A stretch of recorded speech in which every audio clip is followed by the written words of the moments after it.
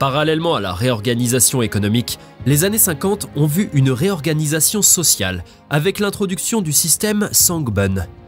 Le Sangbun est essentiellement un système de caste, toujours en vigueur en RPDC. Il a été instauré en 1957 pour distinguer les familles fidèles au régime de celles qui n'étaient pas dignes de confiance. Le système Sangbun se compose de 3 classes principales.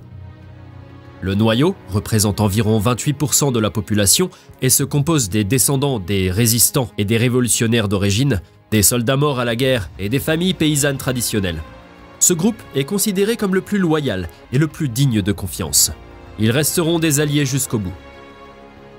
Le groupe le plus important, avec 45%, est celui des hésitants. Il comprend la population née à l'étranger, les familles de transfuges, les membres de la classe moyenne et leurs familles, ainsi que des professions régulières comme les petits commerçants et les enseignants. Ce groupe n'est pas nécessairement déloyal, mais on ne peut pas lui faire confiance pour être totalement dévoué au régime. Si la situation économique ou politique tourne mal, le régime sait que ces personnes pourraient se retourner contre lui. Enfin, environ 27% de la population appartient à la classe hostile. Prisonniers politiques, religieux, sympathisants du Sud ou descendants d'hommes d'affaires et de propriétaires terriens appartiennent tous à ce groupe. Ces personnes ne sont pas dignes de confiance et doivent être surveillées de près pour déceler tout signe de déloyauté ou d'action anticommuniste.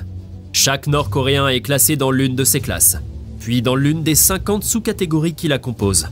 Les personnes les plus haut placées dans l'échelle du Sangbun peuvent s'attendre à des privilèges et un bon Sangbun est la clé d'une vie agréable en Corée du Nord. En revanche, celles qui ont un mauvais Sangbun peuvent s'attendre à être discriminées. Le Sangbun influence tout. Les emplois disponibles, les personnes autorisées à se marier, les soins de santé dont elles bénéficient, les écoles auxquelles elles peuvent accéder, et même la quantité de nourriture qui leur est distribuée. Le régime tient un fichier sur chaque Nord-Coréen de plus de 17 ans afin de suivre son Sangbun. Une bonne action peut permettre de progresser dans l'échelle de Sangbun, mais progresser est bien plus difficile que de redescendre. Manquer son quota de travail, commettre un crime ou faire preuve de déloyauté envers le régime nuit toujours à son Sangbun.